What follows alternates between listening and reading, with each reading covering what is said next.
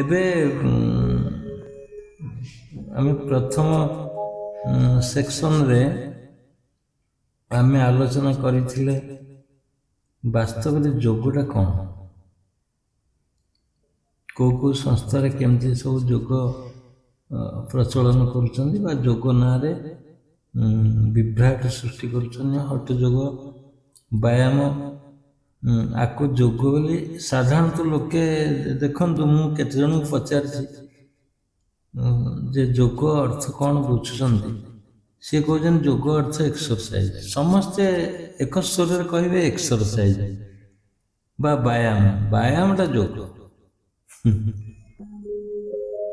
ଆଉ ଯିଏ ବହି ସବୁ ପଢ଼ିଛନ୍ତି କି କେଉଁ କେଉଁ ଯୋଗ ବିଷୟରେ ସମ୍ୟକ ଧାରଣା ଆସିଛି, ସିଏ କହିବେ ଯୋଗଟା ଆତ୍ମା ପରମାତ୍ମାର ମିଶ୍ରଣ ଯୋଗ ବା ଜୀବ ପରମର ମିଶ୍ରଣ ବା ଯୋଗ ହେଉଛି ଯୋଗ କହିପାରିବେ। ସେମାନେ ବି ସେଥିରେ ସନ୍ଦେହ ସୃଷ୍ଟି କରିପାରନ୍ତି ଯେ ଏଇଟା ବାସ୍ତବରେ ଜୀବ ପରମର ଭେଟ କେମିତି ହବ, ଏ ବି ଧାରଣା ଆସିପାରେ। ତେଣୁ ରାମଦେବ ଆସିଲେ, ତାଙ୍କର ଲେଖିଲେ ଏଇଟା ହେଉଛି ହରିଦ୍ୱାର ପାତଞ୍ଜଳି ପୀଠ, ହରିଦ୍ୱାରରେ କରିଛନ୍ତି, ପଞ୍ଚକର୍ମ କରାଯାଉଛି। ଯେତେ ପ୍ରକାର ସବୁ କ୍ରିୟା ଅଛି ଯେଉଁଟାକି ଆମର ହଟ୍ ଯୋଗ,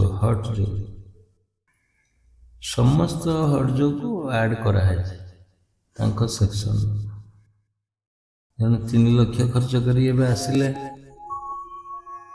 ଜଣେ 3 ଲକ୍ଷ ସେଠି ଖର୍ଚ୍ଚ କରିକି ଏଠିକି ଆସିଲେ, 7 ଦିନରେ 3 ଲକ୍ଷ ଟଙ୍କା। ପଞ୍ଚକର୍ମ ସବୁ ହେଲା, ଖାଇବା ପିଇବାକୁ ଦେଲେନି, ବିସ୍କୁଟ ଟିକେ ଟିକେ ଦେଲେ, ଖାଇକି ବଞ୍ଚିଲେ ସିନା ଯୋଗ କରିବେ। ଏତେ ଖାଦ୍ୟଟା ବିଷାକ୍ତ ହେଇଗଲା, ସେ ପଳେଇ ଆସିଲେ। 3 ଲକ୍ଷ ସରିଗଲା 5-7 ଦିନରେ। ପଞ୍ଚକର୍ମ କ'ଣ? ଏ ମାଟି ଫାଟି ମୁଣ୍ଡରେ ନ ଦେବେ, ଦେହରେ ବୋଳିକି ତମ ପୋତି ହେଇକି ରହିବ, କାଦୁଅ ସହିତ ମିଶିବ, ଏସବୁ ଗୋଟେ କର୍ମ। ଆଉ ସବୁ କର୍ମ ଅଛି, ମାଟି ଉପରେ ବନ୍ଧାଯିବ ଶିକାରେ ହାଣ୍ଡି, ସେଥିରୁ ପାଣି ବୋଧେ ପଡ଼ିବ କି କ'ଣ ସବୁ ହବ ଦେଖୁଥିଲେ। ସେଠି ବି ତାଙ୍କର ଦେଖିବେ ମାରିକିରି ନେଟ୍ରେ ଜଣାପଡ଼ିବ। ତେଣୁ ଛାଡ଼, ଏଇସବୁ ଜିନିଷ ଗୁଡ଼ା ପୁରେଇ ଲୋକଙ୍କୁ ବିଭ୍ରାଟ କରିବା, ପଇସା ଅଧିକ ମାତ୍ରାରେ ନେବା, ଏସବୁ ଗୋଟେ ଗୋଟେ ସିଷ୍ଟମ ରଖିଛନ୍ତି। ହଉ, ତେବେ ଏଇସବୁ କ୍ରିୟା ଯୋଗରେ ଯେଉଁ ସିଷ୍ଟମ ରହିଛି, ବାସ୍ତବରେ କୌଣସି ସଂସ୍ଥା, ଯେତେ ଦୂର ଆମେ ଦେଖୁଛେ ସବୁ ସଂସ୍ଥାର ପ୍ରାୟତଃ ମୁଁ ଅନୁଭବ କରିଛି, ଯାଇକି ଦେଖିଛି। ଆର୍ଯ୍ୟ ସମାଜରେ ମଧ୍ୟ ଯୋଗ ଦେଉଛନ୍ତି, ରାମକୃଷ୍ଣ ମିଶନରେ ମଧ୍ୟ ଯୋଗ ଅଛି। ମୁଁ ଏଇଠି ଭୁବନେଶ୍ୱରରେ ଗୋଟେ ଅଛି ତାଙ୍କର ରାମକୃଷ୍ଣ ମିଶନ, ବିବେକାନନ୍ଦଙ୍କ ଆଶ୍ରମ ଅଛି, ସେଠିକି ଯାଇଥିଲି। ଇସ୍କନ ଯାଇଥିଲି, ଇସ୍କନ ବାଲା ତ ସବୁ ଆମ ପଛରେ ପଡ଼ିଲେ। ଆମର ଏଇ ରୋଗ ହେଇଛି, ସେ ରୋଗ ହେଇଛି, ସେ ରୋଗ ହେଇଛି ଶୁଣିଲେ ଯେତେବେଳେ, ଆମ ପଛରେ ଆସି ବହୁତ ଗୁଡ଼ାକ ମିଟିଂ କରାଗଲା। ସେଠି ମୋତେ ବସେଇକି ଗୋଟେ ମିଟିଂ କଲେ,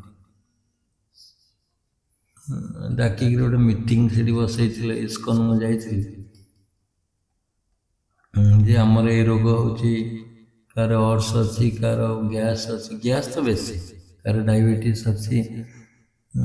ଏସବୁ କେତେ ଗୁଡ଼ିଏ ମାନେ ଯେଉଁମାନେ ଭକ୍ତ ଅଛନ୍ତି ଇସ୍କନରେ, ସେମାନେ ଗୋଟେ ରୁମ୍ରେ ନେଇକିରି ମୋତେ ବସେଇକି ଆଲୋଚନା କରିଥିଲେ ଏଇ ରିସେଣ୍ଟ।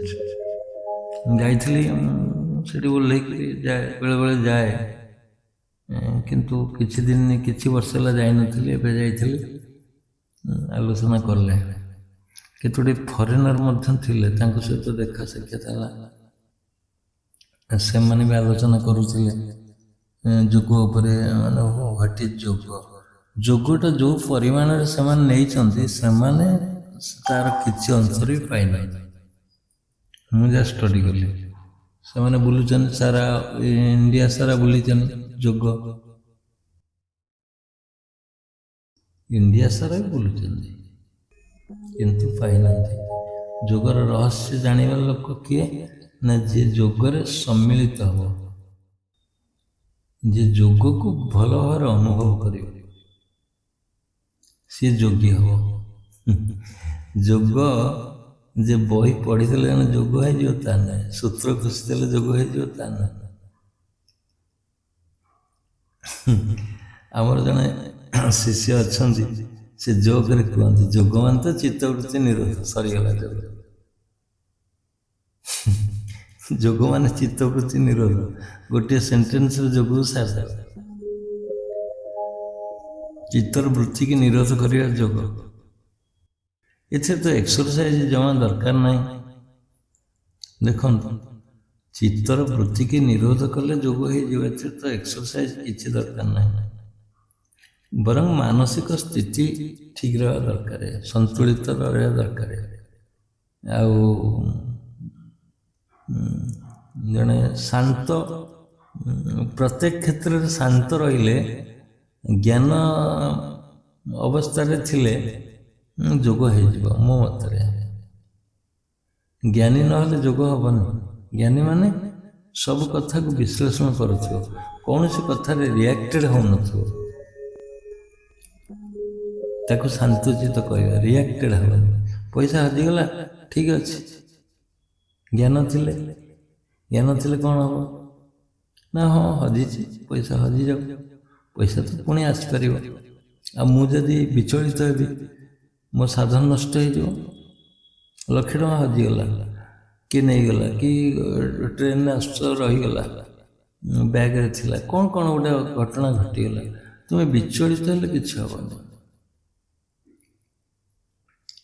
ସେଇ ଅବସ୍ଥାରେ ଯେତେବେଳେ ମଣିଷ ଶାନ୍ତ ରହିପାରିଲା, ସେ ବିରାଟ ଯୋଗୀ ହେଇଯିବ।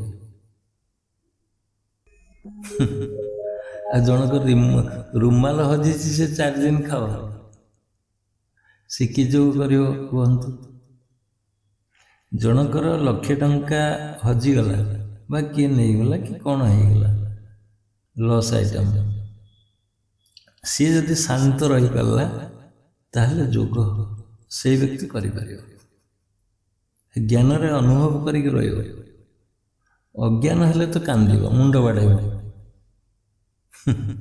ଯେମିତି ଗୋଟେ ପିଲା ଗଳି ପଡ଼ୁଛି ଖଟ ଉପରୁ, ମା ଅଜ୍ଞାନ ବଶତଃ ନିଜ ମୁଣ୍ଡକୁ ବାଡ଼ଉଛି, ମୋ ପୁଅର କ'ଣ ହେଇଗଲା। ଆରେ ପୁଅଟାକୁ ନେଇକିରି ତାକୁ ପାଣି ଛାଟିଦେବ କି ଆଉଁସି ଦେବ କି କ'ଣ ଗୋଟେ କରିବ, ଚେତା ଫେରେଇବ, ନା ନିଜ ମୁଣ୍ଡକୁ ବାଡ଼େଇବ? ଏମିତି ମା ମାନେ ଅଛନ୍ତି, ଅତି ମୋହବଶତଃ ମୁଣ୍ଡ ବାଡ଼େଇବେ। ତେଣୁ ଜ୍ଞାନ ଯେତେବେଳେ ହେଇଯିବ,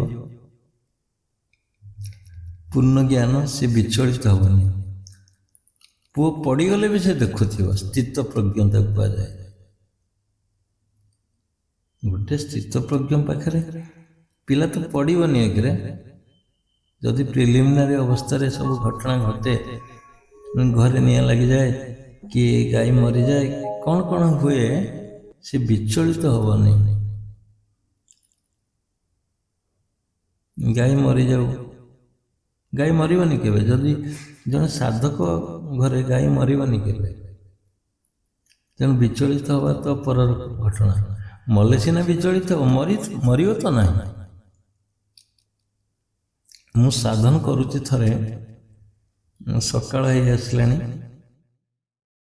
ଆମ ବୋଉ କ'ଣ କରିଛି ନା,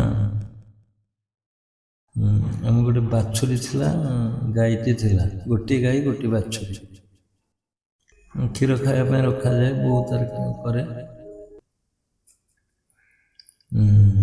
ସକାଳୁ ଉଠିଲା ବେଳକୁ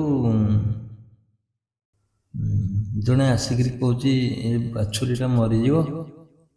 ଆମ ବୋଉକୁ ଡାକିକି କହିଲା, ଆମ ବୋଉ ମା ହବ, କହିଲା ମା ତୁମ ବାଛୁରୀ ମରିଯିବ, କାହିଁ ଏମିତି ସେମିତି ହେଉଛି, ମୋତେ ଶୁଭୁଛି ମୁଁ ଯୋଗ କରୁଛି, ଆଉ ତୁ ପଘାଟା ଫିଟେଇ ଦେ।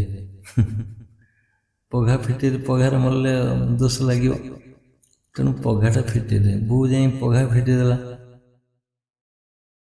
ମୁଁ ଯୋଗରେ ଶୁଣୁଛି ଏଗୁଡ଼ା ସବୁ। କରକୁ ଗୁହାଳଟା, ଗୁହାଳ ମଝିରେ ଘର, ଆମ ଘରଠାରୁ 10 ଫୁଟ କି 10 ଫୁଟ ହବ, 20 ଫୁଟ ହବ ଗୁହାଳଟା ଛାଡ଼ିକରି। ତେଣୁ ଶୁଭୁଛି ନା। ମଝିରେ ଯିଏ ଆସି କହିଲା, ସକାଳ ଭୋର ହେଇଯାଇଛି କହିଲା, ଆମ ରାସ୍ତା କରରେ ଘରଟା। ସେଠୁ ବୋଉ ଯାଇକିରି ବିକଳରେ ଫିଟେଇ ଦେଲା, କାଳେ ମରିଯିବ। ମୁଁ ଶୁଣୁଛି, ମୁଁ କିନ୍ତୁ ଜାଣିପାରୁଛି ସାଧନରେ ଯେ ଏ ବାଛୁରୀ କିଛି ହବନି, ସେ ପଘା ଫିଟାନ୍ତୁ ନ ଫିଟାନ୍ତୁ, ମୋ ଯୋଗ ନ ସରିଲା ପର୍ଯ୍ୟନ୍ତ କିଛି ହବନି। ସେ ପର୍ଯ୍ୟନ୍ତ ବି କିଛି ହେଲାନି। ମୁଁ ଉଠିଲି, ଦେଖିଲି, ତାପରେ ବାଛୁରୀ ମରିଗଲା। ଅବଶ୍ୟ ବହୁତ ଅସ୍ତବ୍ୟସ୍ତ ହିସାବରେ ଥିଲା, ମରିଗଲା, କ'ଣ କ'ଣ ହେଇଥିଲା। କିନ୍ତୁ ପଘାରେ କାହିଁ ମରିବ? ପଘାରେ ମରିବାର ପ୍ରଶ୍ନ ନାହିଁ। ମୁଁ ଯେହେତୁ ସାଧନ କରୁଛି, ମୁଁ ବିଚଳିତ ବି ନଥିଲି। ମୁଁ ଜାଣିଛି, ମୁଁ କନଫର୍ମ, 100% କନଫର୍ମ ଥିଲି, ପଘାରେ କେବେ ମରିବ ନାହିଁ। ଯେପର୍ଯ୍ୟନ୍ତ ଆମେ ନ ଉଠିଛୁ, ଯେପର୍ଯ୍ୟନ୍ତ ସାଧନ ନ ସରିଛି, କାହିଁକିନା 2 ଦିନ ହେଲା କଷ୍ଟ ହେଲାଣି, ମରିବା ସମ୍ଭାବନା ଅଛି କି କ'ଣ ଭିତରେ ଭିତରେ ଥିଲା, ଏମିତି ଆସିଲା। ଏମିତି ଘଟଣା କେତେ ଗୁଡ଼ିଏ ଘଟିବ ତୁମ ପାଖରେ, ବୁଝିଲେ? ଶତ୍ରୁ ଭୟଙ୍କର ରୂପରେ ଆସିବେ ତୁମ ପାଖକୁ। କୋଦଣ୍ଡ, ବର୍ଚ୍ଛା, ଆଉ ଫାର୍ସା, AK-47 ସବୁ ନେଇକିରି ଆସିବେ।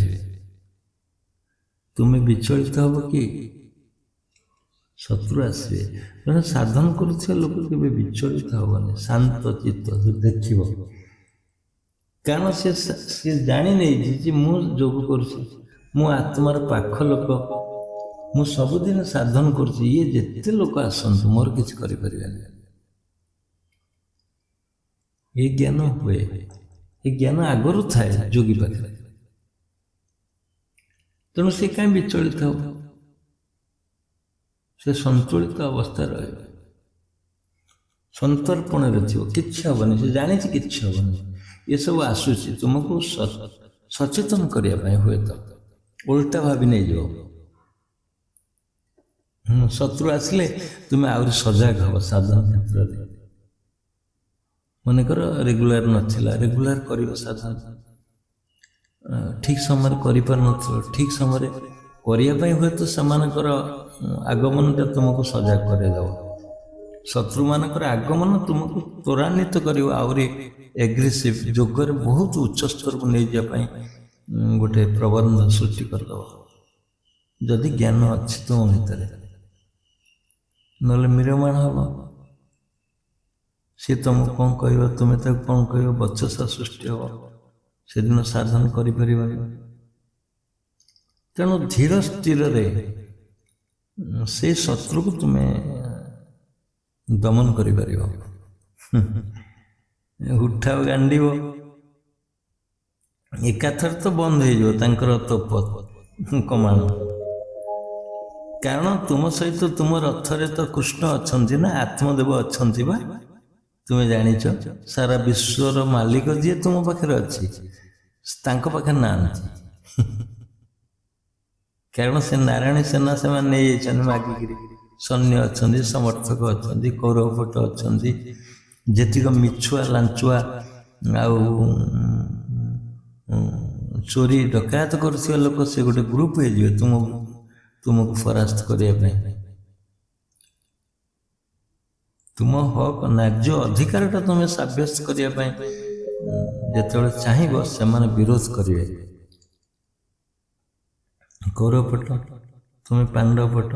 ତୁମେ ଗୋଟିଏ ଅର୍ଥରେ ଭାବିନିଅ ଯେ ମୁଁ ସେ କୃଷ୍ଣ ଛାଡ଼ନ୍ତୁ, କୃଷ୍ଣ କୋଉ ରଥରେ କ'ଣ ଥିଲା ଛାଡ଼ନ୍ତୁ, ତୁମ ରଥରେ ତ ଆତ୍ମା ଅଛି କି ନାହିଁ? ଇଏ ଶରୀର ରଥ କି ନାହିଁ? ରଥ ଚାଲୁଛି କି ନାହିଁ? ବେଳେବେଳେ ଡାଏଁ ମୋଡ଼ ବାଏଁ ମୋଡ଼ କିଏ କରାଉଛି ତୁମକୁ? ସାରଥି। ତୁମେ ରଥି, ତୁମେ ପ୍ରକୃତରେ ଅର୍ଜୁନ। ଜଣେ ସାଧନ କରୁଥିବା ଲୋକ ସେ ଅର୍ଜୁନ, ଆଉ କୃଷ୍ଣ ନିଜେ ସ୍ୱୟଂ ଅଛନ୍ତି। କୃଷ୍ଣ ମାନେ ଆତ୍ମା ତୁମ ଭିତରେ ଅଛନ୍ତି, ତୁମର ସାରଥି ହେଇକିରି ଅଛନ୍ତି, ତୁମର ସଖା, ତୁମର ବନ୍ଧୁ, ତୁମର ସହୋଦର, ସବୁ କିଛି ସେ ଅଛି। ଯଦି ତୁମେ ଏଇ ଅର୍ଥରେ ଭାବି ନେଇଯିବ ଯେ ସିଏ ଅଛନ୍ତି ମୋ ସହିତ, ଶତ୍ରୁ କ'ଣ କରିବେ? ଅବଶ୍ୟ ଆସିବେ, ଗୋଳା ବାରୁଦ ନେଇକିରି ଆସିବେ, କମାଣ ନେଇକି ଆସିବେ, ବୋମା ନେଇକିରି ଆସିବେ। ତୁମ ପାଖରେ ଚକ୍ର ଅଛି ବା, ସୁଦର୍ଶନ ଚକ୍ର। ହେ କ'ଣ କରିବେ? ଗୋଟିଏ ଅର୍ଜୁନକୁ 1000 କୌରବ କାଫି। ଗୋଟିଏ ଅର୍ଜୁନ ଥିଲେ 1000 କୌରବ ଆସିଲେ ବି କିଛି କରିପାରିବେନି। ମନ ଅଛି ବୃହନ୍ନାଳର ଦୃଶ୍ୟ ଦେଖନ୍ତୁ। ବୃହନ୍ନାଳ କ'ଣ କଲା? କୃଷ୍ଣଙ୍କୁ ପରାହତ କଲା। କାହାକୁ? ଦୁର୍ଯ୍ୟୋଧନକୁ, ଶକୁନିକି, କର୍ଣ୍ଣକୁ, ଦ୍ରୋଣକୁ, ଭୀଷ୍ମକୁ, କେତେ କେତେ ବିରାଟ ମହାରଥୀ ସବୁ ସେମାନେ ସମସ୍ତଙ୍କୁ ସେଦିନ ପରାସ୍ତ କରିଥିଲା। ତୁମ ଭିତରେ ସେଇ ଶକ୍ତି ଅଛି। ଯଦି କିଏ ଶତ୍ରୁ ଅଛନ୍ତି ତୁମର, ତୁମ ବି ସେଇ ବୃହନ୍ନାଳ ହେବାକୁ ପଡ଼ିବ ଦିନେ। ବୃହନ୍ନାଳରୁ ପୁଣି ଉଠିବ ପ୍ରକୃତ ଅର୍ଜୁନ ରୂପ। ସେଇଦିନ ଦେଖିବ ଯେତେବେଳେ ନ୍ୟୁଟ୍ରାଲ ହେଇକି ରହିବ, ତୁମେ ନିଷ୍କ୍ରିୟ ହେଇଯିବା, ସମର୍ପଣରେ ରହିବା, ସେଇଟା ତ ବୃହନ୍ନାଳ ନା। ସମ୍ପୂର୍ଣ୍ଣ, କାଲି କହୁଥିଲି ନା, ସମ୍ପୂର୍ଣ୍ଣ ନିରାଶ୍ରୟ ନ ହେଇକିରି ତୁମେ ସମର୍ପିତ ହୁଅ କୃଷ୍ଣଙ୍କ ଉପରେ ବା ଆତ୍ମଦେବଙ୍କ ଉପରେ। ବୁଝିଲେ? ତୁମର କେତେ ଏନର୍ଜି ସୃଷ୍ଟି ହେବ ସାଧନରେ କେବେ କଳ୍ପନା କରିପାରିବନି। ତୁମେ କେତେ ଏନର୍ଜି ଅଛି ଯଦି ତୁମେ ବା ଯଦି ତୁମେ ଆତ୍ମା ସହିତ ଥିବ, ପ୍ରତ୍ୟେକ ଦିନ ସାଧନ କରୁଥିବ। ରାତି 3ଟାରେ ଉଠିକିରି ସେ ତ ଜାଣନ୍ତି ଆତ୍ମା ତୁମ ସହିତ କଥା ହେଇପାରିବ। କିଏ ଅନୁଭବ କରିଥିବେ ମୁଁ କହିପାରୁନି, କିଏ ଥାଆନ୍ତି ଥାଇପାରନ୍ତି ୟା ଭିତରେ। ମୁଁ ତ ଆଖି ବନ୍ଦ କରିଦେଇଛି, କହିପାରୁନି, ଦେଖିପାରୁନି। ତୁମେ ସାଧନର ସମାଧି ତ ଅଲଗା କଥା, ସମାଧି ଅଲଗା କଥା। ଆତ୍ମା ସ୍ୱୟଂ କଥା ହେବ ତୁମ ସହିତ। ଯେମିତି ତୁମେ କଥା ହେଉଛ କାହା ସହିତ, ସିଏ ତୁମ ସହିତ କଥା ହେବ। କେତେ ମଜାଦାର କଥା ଶୁଣନ୍ତୁ। ଆତ୍ମା କଥା ହେବ ତୁମ ସହିତ। ତୁମେ ତ ଆତ୍ମା ବେଳେବେଳେ ଡାକୁଛି ତୁମକୁ, ତା ଠାରରେ ତୁମେ ବୁଝିପାରୁନ, ତୁମେ ଏଣେ ତେଣେ ଦୌଡ଼ୁଛ। ସୂର୍ଯ୍ୟ ଲାଇଟ୍ ଅଛି, ତୁମେ ଡିବି ଲାଇଟ୍ରେ ତୁମ ଜିନିଷକୁ ଖୋଜୁଛ। ସୂର୍ଯ୍ୟର ପ୍ରଖର ତେଜ, ସୂର୍ଯ୍ୟ କିରଣ ପଡ଼ିଛି, ତୁମେ ଦିନରେ ଡେ ଲାଇଟ୍ରେ, ତୁମେ ଡିବି ଲାଇଟ୍ରେ ଖୋଜୁଛ ତୁମ ଜିନିଷ। ତେଣୁ ଯେତେବେଳେ ତୁମର ଜ୍ଞାନରେ ଥିବ ଯେ ପ୍ରକୃତରେ ମୋ ସହିତ କିଏ ଗୋଟେ ଅଛି, ଆଉ ସିଏ ହିଁ ସକଳ ଶକ୍ତିର ଆଧାର, ସିଏ ସର୍ବଶକ୍ତିମାନ, ସିଏ ସାରା ବିଶ୍ୱର ମାଲିକ। ଏତେ ଜ୍ଞାନ ହେଲାଣି କି ତୁମ ଭିତରେ? ତୁମେ ଯେତେବେଳେ ଜ୍ଞାନରେ ବୁଝି ନେଇଯିବ ମୋ ଭିତରେ ସେଇ ଶକ୍ତି ଅଛି, ସେଇ କିଏ ଜଣେ ଅଛି ମୋ ଭିତରେ, ଆତ୍ମା ମୋ ଭିତରେ ଅଛି ଏବଂ ସେ ସର୍ବଶକ୍ତିମାନ, ଏତିକି ଜ୍ଞାନ ତୁମର ହେଲାଣି କି? ଏଇଠି ଥିଲା, ଏତିକି ଜ୍ଞାନ ତୁମର ହେଲାଣି କି ଯେ ମୋ ଭିତରେ ଗୋଟେ ଶକ୍ତି ଅଛି, ତୁମେ ତାକୁ ନେଇକି ସାଧନ କରିବ ନା। ଚକ୍ର ଭେଦନଟା କେମିତି କରିବ? ପ୍ରଣବଟା କାହାକୁ ନେଇ କରିବ? ଶୋଭନା କାହାକୁ ନେଇ କରିବ? ଆସନଟା କାହାକୁ ନେଇ କରିବ? ଗୋଟେ ଗୋଟେ ମାନେ ଶକ୍ତି କି ପ୍ରାପ୍ତ ହେବା ପାଇଁ ଏସବୁ ଯୋଜନା ନା। ଏ ଯେଉଁ ଯୋଜନାଟା ସବୁ ଶକ୍ତି ପ୍ରାପ୍ତ କରିବା ପାଇଁ, ନିଜେ ସେ ହେଇଯିବା ପାଇଁ। ଯଦି ଏ ଜ୍ଞାନ ନାହିଁ ତୁମ ପାଖରେ, ଯୋଗ କେମିତି କରିବ? ମୋତେ ଶିକ୍ଷା ଦେଇଛନ୍ତି ଚକ୍ର ଭେଦନ କର, ତମେ ଚକ୍ର ଭେଦନ କରିବ। କାହିଁକି କରିବ ଜାଣିବା ଦରକାର କି ନାହିଁ? ମୋତେ ପ୍ରଣବ କହିଛନ୍ତି କରିବା ପାଇଁ, ଏମିତି ସ୍ୱରରେ କରିବ, ଏତେ ଥର କରିବ। କାହିଁକି କରିବ ଜାଣିବା ଦରକାର। ବୁଝିପାରିଲେ? ଆଉ ପ୍ରଣବ ଜପ, ଚକ୍ର ଭେଦନ, ଶୁଭଭାବନା, ପ୍ରାଣାୟାମ, ଯୋଗର ଯେଉଁ 8ଟା ଅଙ୍ଗ ଅଛି ତାକୁ ତୁମେ ପାଳନ କରିବ ବା କରିବ। କୋଉଥିପାଇଁ କରିବ? ଏତିକି ଜ୍ଞାନ ଥିବା ଦରକାର, ନହେଲେ ସାଧନ କେମିତି ହେବ? ସବୁ ବେକାର ହେଇଯିବ, ସବୁ ବେକାର ହେଇଯିବ, ଜାଣିପାରିବନି। ତେଣୁ ଜ୍ଞାନ ଜ୍ଞାନ ଜ୍ଞାନ ନହେଲେ କିଛି ହବନି ତୁମ ଭିତରେ। ଜ୍ଞାନକୁ ଧର, ଜ୍ଞାନ ମାଧ୍ୟମରେ ସବୁ କିଛି ଆଗକୁ ଯାଇପାରିବ ତୁମେ। ଆଉ ଯୋଗ, ଯେ ଆତ୍ମା ତୁମ ଭିତରେ ଅଛି, କେମିତି ମେସେଜ କରିବ ତୁମେ କହିଲ?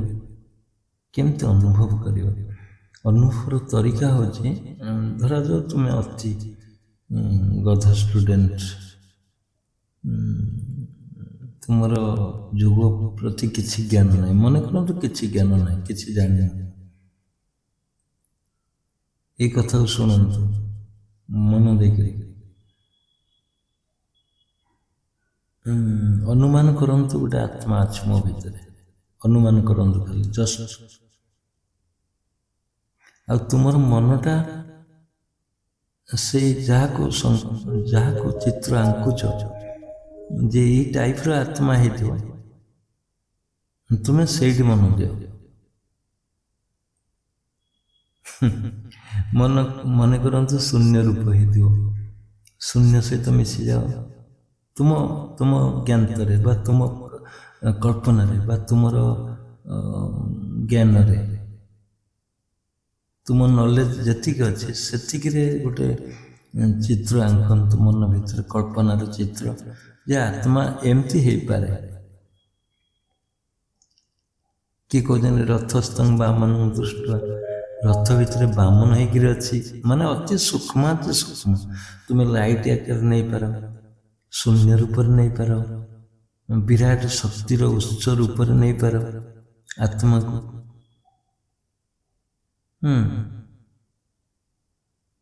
କୌଣସି ରୂପ ଗୋଟେ କଳ୍ପନାରେ ଆଣ, ଆଉ ସେଇ ଚିତ୍ର ସହିତ ତୁମେ ମିଶିକି ରୁହ, ଦେଖିବ ଆତ୍ମବୋଧ ହେଇଯିବ। କ୍ଷଣିକରେ ଆତ୍ମବୋଧ ହେଇଯିବ, ତୁମେ ମିଶିଯାଅ। ମନେକର ତୁମ ଭିତରେ କିଏ ଗୋଟେ ଶକ୍ତି ଅଛି, ସେଇଟା ସେ ଶକ୍ତି ସହିତ ମନ ଦେଇଦିଅ, ଆଉ କିଛି ଦରକାର ନାହିଁ। ପୃଥିବୀର ଯେକୌଣସି ଯୋଉଠି ମନ ତୁମ ରହୁଛି ଯାଇ ରଖିକିରି ସେଠୁ ଫେରାଇ ଆଣ। କୋଉଠି? ନିଜ ଭିତରକୁ ଫେରାଇ ଆଣ, ନିଜ ପାଖରେ ରଖ, ମନକୁ କୁଆଡ଼େ ପରିଧିକି ନ ଦେଇକିରି ଯୋଉ କଳ୍ପନା କରୁଛ ଆତ୍ମାର, ସେଇଠି ମନେ ରଖିଦିଅ। ବାସ୍, ତମକୁ ବୋଧ ହବ, ତମକୁ ମେସେଜ ହବ ଯେ ହଁ ହଁ ହଁ, ବୋଧେ ମୁଁ ମିଶିଗଲି। ବୁଝିପାରନି କେତେ ସୁନ୍ଦର କଥା? ମୁଁ ବୋଧେ ମିଶିଗଲି ତା ସହିତ, ତା କଳେବର ସହିତ ତୁମେ ମିଶିଗଲ, ଏକାକାର ହେଇଯାଉଛ କି?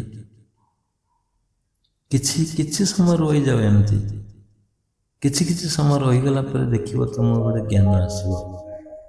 ପରବର୍ତ୍ତୀ ସେଇ କାମ କରିବା ପାଇଁ ତମକୁ ଜ୍ଞାନ ମିଳିଯିବ।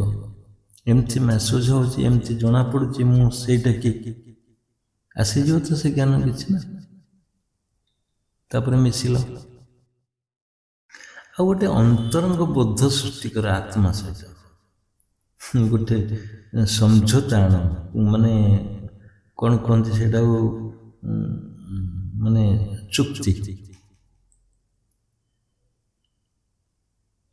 ଚୁକ୍ତିରେ ବସ।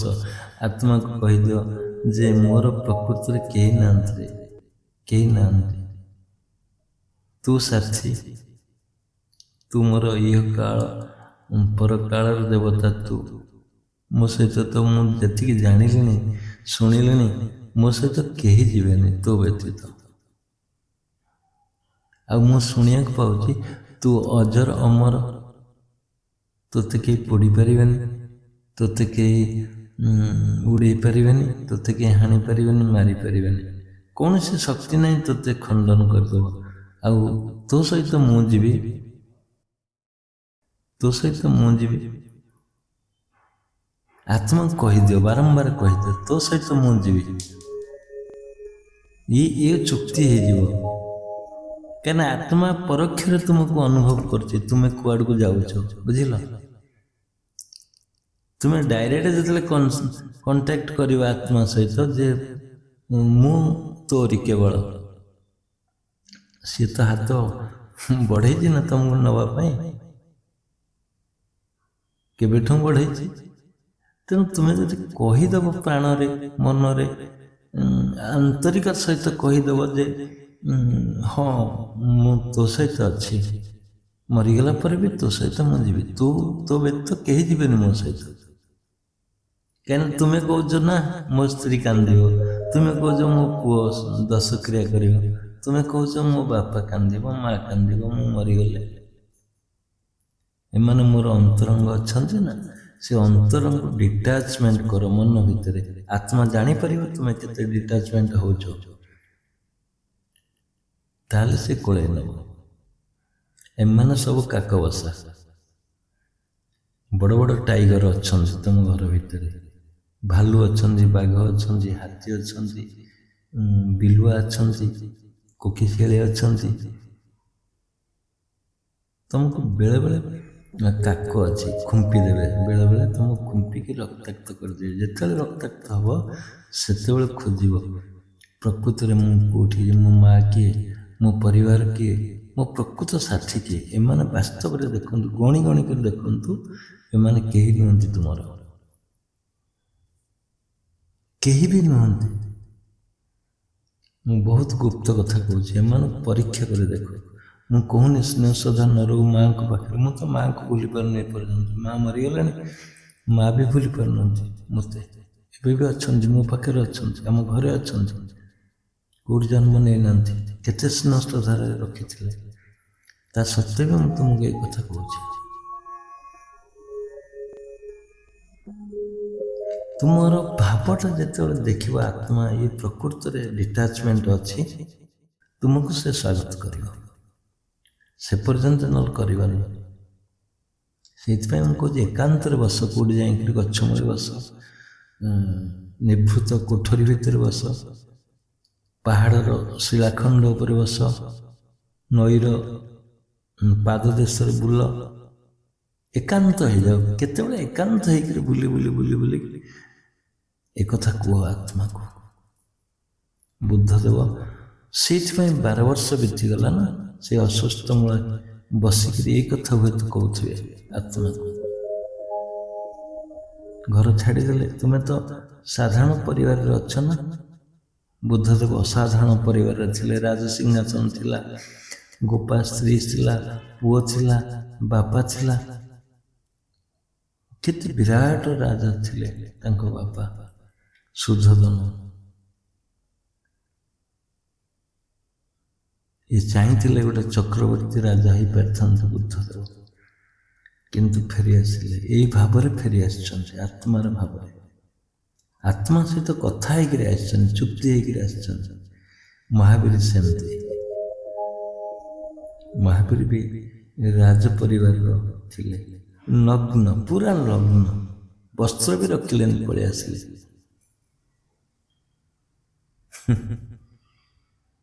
कबीर हुअन्तु। कबीर कहते तो 2 गज की कपड़ा वो भी साथ नहीं देगा। कबीर कहते ना ये 2 गजर कपड़ा तुम सहित जीवन अब परिवार केमती जीवे। मुझे कहाँ तो ढूंढ रे भैया, मुझे कहाँ तो ढूंढ रे भैया, मैं तो तेरा पास है। मत कुआड़े खोजुचु, मु तो पाखरे अच्छी ना, मैं तो तेरी पास तो पाखरे मु अच्छी, तो सास रे अच्छी, तो निश्वास रे मु अच्छी। जिते महापुरुष आछंती, जिते महापुरुष आछंती समस्त निज भितर खोजते निज।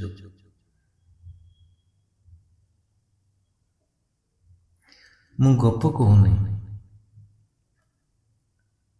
मु वास्तव चित्र रखुची, तुम जीवन चित्र, तुम परिवर्तन चित्र, तुम भविष्यत चित्र, आउ अतीतर चित्र, वर्तमान मध्य चित्र। आठर बलशाली कथा किछि ना। देखो तुम्हें पूर्वर आसिल कौठिक आस कौठि रहिल पुणी कुआडे जीव, ये तो जीवन गति ना।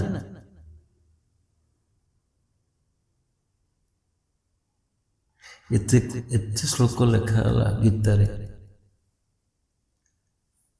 700 केते श्लोक लिखाई। केवल आत्मा एठी आत्मा बुझाऊँ क्या जीव को। गीतार सारमर्म से आत्मा चरित्र रखिछन कृष्ण आ अर्जुन चरित्र रखिछन जीव। जीव परम गीता संपूर्ण भाव में बुझाऊँ क्या जीव को। तू एटा हो जाए, तू सेटा हो जाए, तू एटा हो जाए, अमुक कर, ताहले तू मत पाइबे। सर्वधर्मान परित्यज्य मामेकं शरणं व्रज। सर्वधर्म एटी किए? जेते धर्म अच्छी, तुमर जेते धर्म अच्छी, जेते आकांक्षा अच्छी, जेते इंद्रिय मान अच्छा तुमको कुआडे बुले नापी भी सकाल योजना कर तुम बुलीज।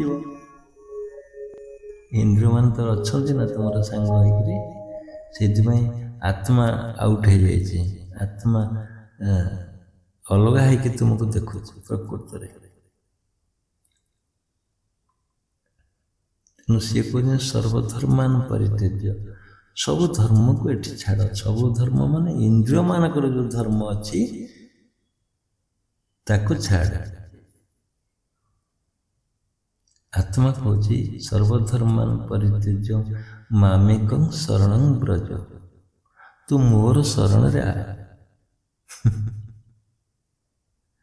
अन्य अर्थ तो समस्त बुझे जाए सब धर्म कथा, किंतु गीता कहूनी। गीतार प्रकृत रहस्य होची आत्मा केवल जीव को बुझाऊँ। तू सब छाड़ी मो पाखु आ। सर्वधर्मान परित्यज्य मामेकं शरणं व्रज। मो शरण रे नहीं जा, जोटा मुझे कहले समर्पण हुआ। मु तते सबू असुविधार मुक्त करदेवी, मु तते मुक्त करदेवी। तू मो शरण नहीं। तुम्हें कौन कर सब शुणुच, सब जान, किंतु फोन आसले हेलो हाँ मुझे अपेक्षा करता मु अल्प समय भीतर पहुंची। मांस कटा है ना ना, बाटण फाटण सब आसले ना ना, ये आसला अमुक आसला, राम आसला, श्याम आसलानी कहीं आज भोजी हम। तुम तो उच्छन्न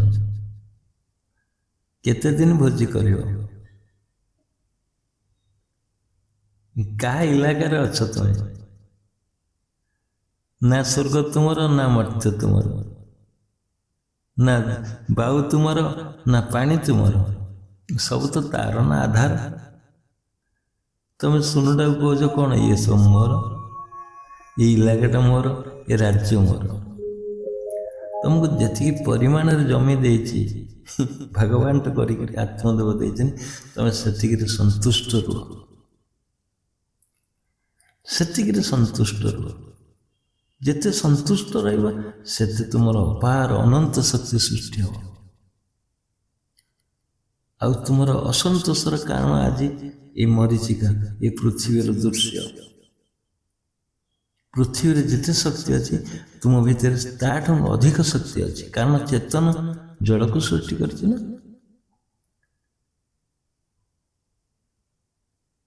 ତୁମେ ସବୁଯାକ ଛାଡ଼ି ଦିଅ, ଦେଖିବ ସବୁଯାକ ତୁମ ପାଖକୁ ଆସିବ। ଇଏ ସବୁ ଲ ଅଫ୍ ଆଟ୍ରାକ୍ସନ୍ କଥା ମୁଁ କହୁଛି। ଲ ଅଫ୍ ଆଟ୍ରାକ୍ସନ୍ କହୁଛି ତୁମେ ସବୁ ଛାଡ଼ି ଦିଅ, ତୁମ ପାଖକୁ ଆକର୍ଷଣ ଶକ୍ତି କହୁଛି ଆସିଯିବ ସବୁ। ଆଉ ତୁମେ ଯେତେବେଳେ ଜାବୁଡ଼ି ଧରିବ ସେ ସବୁ ଅଲଗା ହେଇଯିବ, ତୁମଠାରୁ ଡିଟାଚମେଣ୍ଟ ହେବ, ଦୂରକୁ ପଳେଇବେ। ମୁଁ ଏଇ କେତେ ଦିନ ତଳେ ସତ୍ସଙ୍ଗ କେମିତି ହେବ, ଏଠି ଘର ଗୋଟେ ପରିବର୍ତ୍ତନର ସ୍ୱର ଆସିଲା, କେମିତି ଘରଟା ଚେଞ୍ଜ କରିବି, କେଉଁଠି ଘର ନେବି, ରେଣ୍ଟେଡ୍, ଏଟା ରେଣ୍ଟେଡ୍। କେତେ ପ୍ରକାରର ସବୁ ଅସୁବିଧା ଦେଖା ଦେଇଥିଲା ଏଇ ମାସ ତଳେ। ମୁଁ ନିଶ୍ଚିନ୍ତ ହେଇକି ରହିଲି, କ'ଣ ନା ହଁ ଯୋଉଠି ଘର ମିଳିବ ମୁଁ ରହିବି। ମୁଁ ଆଉ ଖୋଜିଲିନି ଘର, ବୁଝିଲେ, ଖୋଜୁଥିଲି ଆଉ ଖୋଜିଲିନି, ପୁରା ନ୍ୟୁଟ୍ରାଲ ହେଇଗଲି। ସତ୍ସଙ୍ଗ ସେମିତି ହବ, ପୁରା ନ୍ୟୁଟ୍ରାଲ ହେଇଗଲି। କେସ୍ ତାରିଖ ଅଛି, ନ୍ୟୁଟ୍ରାଲ ହେଇଗଲି। ତା ଦେହରେ ଆର୍ଥିକ ସମସ୍ୟା, ପୁଅର ସମସ୍ୟା, ପୁଅ ଏଠି ରହୁନି, ସବୁଯାକ ମୋତେ ଅସ୍ତବ୍ୟସ୍ତ କରିଦେଲା। ଏଇ ଗତ ମାସରେ ମୁଁ ସବୁଯାକ ଛାଡ଼ି ଦେଇକି ସ୍ଥିର ହେଇକି ବସିଗଲି। ମୁଁ କିଛି କଲିନି, ନ୍ୟୁଟ୍ରାଲ ହେଇଗଲି, ସବୁଯାକ ମିଳିଗଲା। ବୁଝିଲେ, ଏସବୁ ଗୋଟେ ଏକ୍ସପିରିଏନ୍ସ ତୁମକୁ ଆଣିଦେବ। ସବୁ ମିଳିଗଲା। ଘର, ଯିଏ ଆମ ଘରେ କାମ କରୁଛି ସେ ଝିଅ, ସିଏ ଡାକିକି ନେଇକି ମୋତେ ଘର ଦେଖିଲା, କହିଲା ବାବା ଆସନ୍ତୁ, ଏ ଘରଟା କେମିତି ଲାଗୁଛି। ସେ ସବୁଆଡ଼େ ଦେଖୁଛନ୍ତି ଘର କୋଉଠି ଭ୍ୟାକେନ୍ସି ଅଛି।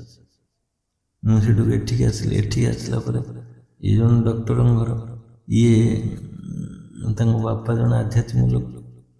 ସେଠୁ ସିଏ ଆମକୁ ଦେଖିଲେ, ବାବା ଲୋକ ଏଠି କ'ଣ ଆସିଲେଣି, ନୂଆ ଘର ଯୋଉନ ପ୍ରତିଷ୍ଠା ହେଇଛି ତା ପରଦିନ ମୁଁ ଆସି ପହଞ୍ଚିଲି।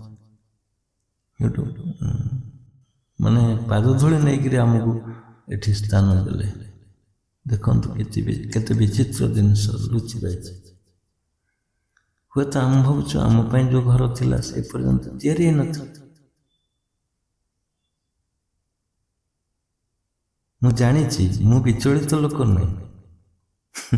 ମୁଁ ଜାଣିଛି ମୁଁ ସ୍ଥିର ହେଇକି ରହିବି, ତଥାପି ବେଳେବେଳେ ଏଇ ଯୋଉ ଆନୁଷଙ୍ଗିକ ସ୍ଥିତି ନେଇକିରି ଘରର ପରିବାରକୁ ନେଇକିରି କେତେବେଳେ କୋଉ ଘଟଣା ଘଟିଯାଏ। କିନ୍ତୁ ତା ସତ୍ତ୍ୱେ ବି ମୋତେ ସ୍ଥିର ଚିତ୍ତରେ ମୁଁ ସବୁ ମାନେ ଅନୁସରଣ କରେ। ସ୍ଥିର ଚିତ୍ତରେ ଦେଖେ, ପୁରା ସୂକ୍ଷ୍ମ ଦୃଷ୍ଟିରେ ଦେଖେ, ଏଇଟା କାହିଁକି ହେଲା, ସେଇଟା କାହିଁକି ହେଲା, ଅମୁକ କାହିଁକି ହେଲା।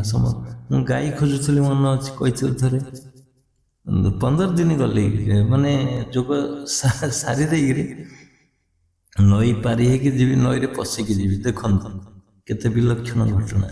ମୁଁ ଜାଣିଛି ଓଦା ହେବିନି, ତଥାପି ପଶି ପଳେଇଯାଏ ଗାଈ ନିଶାରେ। ଗାଈର ଆବଶ୍ୟକତା ଥିଲା। 15 ଦିନ ଖୋଜିଲା ପରେ ଗାଈ ଜଣେ ଡାକିକି ନିଏ, ଏଠି ଗାଈ ଅଛି, ଗାଈ ଅଛି। ଗାଈ ଆଉ ଖୋଜିଲେନି, ବିରକ୍ତି ଭାବ ଆସିଲା। ନା, ସ୍ଥିର ହେଇକି ବସିଗଲି। ଆରେ ଏତେ ଆଶ୍ଚର୍ଯ୍ୟ କଥା, ସ୍ଥିର ହେଇକି ବସିଲା ପରେ ଆମ ଗାଁ ଲୋକ ସିଏ ଆଣି ଗାଈଟାକୁ ଧରିକି ଦିନ ଆମ ଘରେ ଢୋକ। କେତେ ଆଶ୍ଚର୍ଯ୍ୟ ଦେଖନ୍ତୁ, ଗାଈ କିଏ କାହା ଘରକୁ ନେଇ ଦେଲାଣି, ଆସ ନବ, ତମେ ଏଇ ଗାଈ ନିଅ। ଗାଈ ଆଣିକିରି ମତେ ଦେଲା, କହିଲା ଏଇ ଗାଈଟା ତୁମେ ରଖ, ଆଉ ଏ ଗାଈର ମୂଲ୍ୟ ଏତିକି, ମୁଁ ଯେହେତୁ ଆମ ଘରୁ ଏଠି ଆଣିଛି ତୁମ ଘରକୁ, ମତେ 200 ଟଙ୍କା ଅଧିକା ଦବ। ମୁଁ ଚମକି ପଇଲି ଗାଈକି ଦେଖିକିରି। ଦେଖ, କୌଣସି ଜଗତରେ ଗୋଟେ ଗାଈ ନେଇକିରି କିଏ ଦିଏ କାହା ଘରେ, ଏ ଗାଈଟା ରଖ, ଏ କ'ଣ ଆଳୁ ପରିବା ହେଇଛି। ମୁଁ ଯେତେବେଳେ ଖୋଜୁଥିଲି ଗାଈ ମୋର ସେଇଟା ଛାଡ଼ିଦେଲି, ନ୍ୟୁଟ୍ରାଲ୍ ହେଇଗଲା, ନା ମୁଁ ଖୋଜିବିନି। କିନ୍ତୁ ତୁମର ଆବଶ୍ୟକତା ଆଉ ଆକାଂକ୍ଷାଟା କେମିତି ଦୂର ହବ କୁହନ୍ତୁ? ଆତ୍ମଦେବ ତ ଅନେକ ବଇଛି ନା, କ'ଣ ଯୋଗାଡ଼ କରିବ? ଯୋଗାଡ଼ କରିଦେଲା, ଆଣିକରି ଗାଈ ନିଅ। ସେ ଗାଈ ଯେତିକି କ୍ଷୀର ସେତିକି ଘିଅ, ଏତେ ସୁନ୍ଦର ମିଠା, ଏତେ ମିଠା, ମାନେ ସେ ଗାଈକି ଭୁଲି ପାରୁନି ଏପର୍ଯ୍ୟନ୍ତ। କାରଣ ମୁଁ ଖୋଜୁଥିଲି ନା, ହୁଏତ ଆମ ସିଲେକ୍ସନରେ ଏତେ ସୁନ୍ଦର ଗାଈ ମିଳିଲା, ଏ ତ ଆତ୍ମଦେବ ଆଣିଦେଇଛି ନା। ଏ କମ୍ପ୍ୟୁଟରରେ ମାରିକି ଦେଖିଦେଲେ ଆତ୍ମଦେବ କୋଉଠି ଭଲ ଗାଈ ଅଛି। ଆମେ ଯେତେବେଳେ କମ୍ପ୍ୟୁଟର ଚଲାଉଛୁ, ଆତ୍ମଦେବ ଚଲାଉଥିବେ କି ନାହିଁ କମ୍ପ୍ୟୁଟରଟା, ଲାପଟପଟା? ହଁ, ଏଇଠି ମାରିକି ସେ ଦେଖିଲା ବେଳକୁ କିଛି ଦିନ ପରେ ସେଇ ବ୍ୟକ୍ତି ତା ଝିଅ 6 ମାସ ପରେ ତା ଝିଅକୁ ଆଣି ଆଡ଼ମିସନ୍ କଲା ମୋ ପାଖରେ। କହିଲା ବାବା ମୋ ଝିଅ ଏମିତି ଏମିତି ଅସୁବିଧା ହେଉଛି। ଆମେ ସେତେବେଳେ ବୋଧେ ଆଶ୍ରମରେ କରୁଥିଲୁ କି ସ୍କୁଲରେ କରୁଥିଲୁ ମନେ ପଡ଼ୁନି। ସେ ଆଣି ଆଡ଼ମିସନ୍ କରାଇଲା। ଆମରି ଗାଁର, ଆମରି ଗାଁରେ ଗାଈ ଅଛି, କିନ୍ତୁ ଆମେ ତା ପାଖକୁ ଯାଇନୁ। ସିଏ ଶୁଣିଲା ଯେତେବେଳେ ଇଏ ଗାଈ ଖୋଜୁଛନ୍ତି, ଇଏ କାହିଁ ନଈପାରିକି ସେପଟେ ଯାଉଛନ୍ତି, ଡାଟା କଲେକ୍ସନ୍ କଲା ପରେ ସିଏ ଆଣି ତା ଗାଈକି ଆମ ଘରେ ଦେଇଦେଲା। ଇଏ ଗୋଟେ ଇନସିଡେଣ୍ଟ, ଏଇ ଇନସିଡେଣ୍ଟ ଗୋଟେ ଗୋଟେ ତୁମକୁ ଏତେ ଅମାପ ଜ୍ଞାନ ଦେବ ତୁମେ କଳ୍ପନା କରିପାରିବନି। ମୁଁ ତାକୁ ସୂକ୍ଷ୍ମ ଦୃଷ୍ଟିରେ ବିଚାର କରିଛି, ଦେଖିଛି ଗାଈ କାହିଁକି ଆସିଲା ମୋ ଘରକୁ। ମୁଁ ଛାଡ଼ିଦେନି, ମୁଁ ଭାବିଛି 2 ଦିନ ଭାବିଛି। ତେଣୁ ପ୍ରତ୍ୟେକ ଲୋକଙ୍କର ପ୍ରତି ମୁହୂର୍ତ୍ତରେ ଗୋଟେ ଗୋଟେ ଘଟଣା ଆସିବ। ଯେହେତୁ ତୁମେ ଆତ୍ମଜ୍ଞାନୀ, ଯେହେତୁ ତୁମେ ସାଧନ କରୁଛ, ଯେହେତୁ ତୁମେ ସାଧନରେ ରତ ଅଛ, ତୁମେ କୁଆଡ଼େ ଯିବ? ଆତ୍ମଦେବ ତ ପରୀକ୍ଷା ସୂତ୍ରରେ ତୁମକୁ ଦେଖିବେ ନା ତୁମେ କ'ଣ କରୁଛ। ସେଇଥିପାଇଁ ମୁଁ କହିଲି ତୁମେ ତାଙ୍କ ସହିତ ସମଝୋତା କର, ତାଙ୍କ ସହିତ ଗଠବନ୍ଧନ କର, ତାଙ୍କ ସହିତ ଚୁକ୍ତି କର ଯେ କେବଳ ତୁ। ଅର୍ଜୁନକୁ ଯେତେବେଳେ ପଚାର ହେଲା ତୁମର କ'ଣ ଦରକାର, ସେ କହିଲାନି କି ମୋର ତୁ ଦରକାର, କୃଷ୍ଣ ଦରକାର, ଆଉ କିଛି ଦରକାର ନାହିଁ। ତା ଅର୍ଥ ଏଇଆ, ତା ଅର୍ଥ ଏଇଆ ଯେ ତୁମ ଲାଇଫ୍ ସର୍କଲରେ, ତୁମ ଜୀବନ ଭିତରେ ତୁମର ଏଇସବୁ ଘଟଣା ଘଟିବ। ମନେ ରଖନ୍ତୁ, ଯିଏ ସାଧନା ଆଡ଼କୁ ଆସିଲା ଏଇଟା ନିଶ୍ଚିନ୍ତ ଘଟିବ, ସେ ସ୍ତ୍ରୀ ହଉ ପୁରୁଷ ହଉ। ବେଳେବେଳେ ପରିବାରକୁ ଭୁଲି ଯାଅ। ପରିବାର ଗୋଟେ ଲୋଭ, ପରିବାର ଗୋଟେ ମୋହର ସ୍ଥାନ। ମନେ ରଖନ୍ତୁ, ପରିବାରରେ ଥାଅ, କିନ୍ତୁ ପରିବାର ଯେ ତୁମର ପ୍ରକୃତ ସାଥୀ ଏଇଟା କେବେ ଭାବନି। ଦେଖନ୍ତୁ, ତୁମେ ପୃଥିବୀରୁ ବାଛି ନେଇଛ, ତୁମ ପରିବାରଟା ମୋର ଅତି ନିଜର କି ନାହିଁ? ବାପା ମା ନିଜର, ସ୍ତ୍ରୀ ନିଜର, ସ୍ୱାମୀ ନିଜର, ପୁଅ ନିଜର, ସମସ୍ତଙ୍କଠୁ ବେଷ୍ଟ ପରିବାରଟା ପୃଥିବୀରେ ତୁମ ନିଜର। କିନ୍ତୁ ଏଠି ଜଣେ ଯୋଗୀର ଭାବନା ସୃଷ୍ଟି ହେବା ଦରକାର, ପରିବାର ଠାରୁ ଆଉ କିଏ ନିଜର ଅଛି। ଏଠି ପାର୍ଥକ୍ୟ ଆସିବ, ସେ ହେଉଛି ଆତ୍ମା। ତୁମେ ଯଦି ପରିବାରରେ ଥାଇକିରି ଆତ୍ମାକୁ ପରୋକ୍ଷରେ ବା ଗୁପ୍ତରେ ତା ସହିତ ସମ୍ପର୍କ ଯୋଡ଼ୁଥିବ, ପରିବାର ବି ଅତି ନିଜର ଲାଗିବ ତୁମର। ଯେଉଁ ପରିବାରକୁ ନିଜର ବୋଲି କରିବାକୁ ଚାହୁଁଛ, ନିଜର ହଉନାହାନ୍ତି, ପାର୍ଥକ୍ୟ ଦେଖାଦେଉଛି, ଝିଞ୍ଝଟ ଦେଖାଦେଉଛି, କେହି କାହା କଥା ମାନୁନାହାନ୍ତି, ତୁମେ ଆତ୍ମା ଆଡ଼କୁ ଯେତେବେଳେ ଆସିଯିବ ପରିବାରକୁ ସିଏ ଠିକ୍ କରିଦେବ। ଆଉ ପରିବାର ଠିକ୍ ନହେଲେ ତୁମେ ରହିବ କେମିତି ଶାନ୍ତିରେ? ସେ ଭାର ତ ଆତ୍ମାର ନା।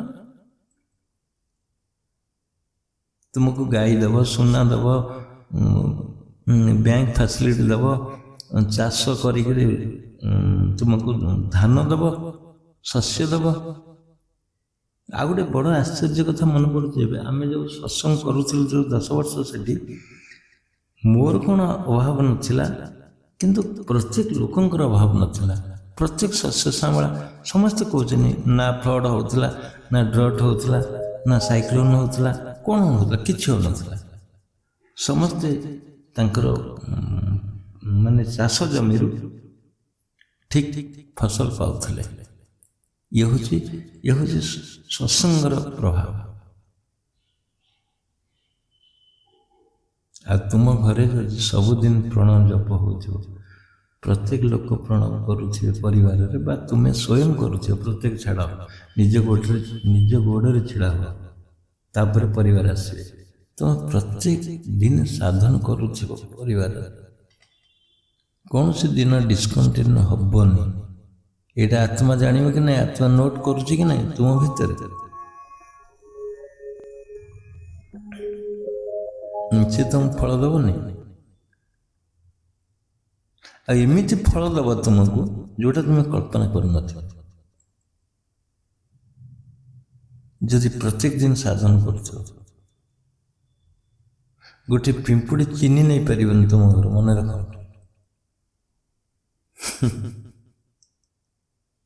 ଚୋର ତ ସୁନା ନେବା ଦୂର କଥା।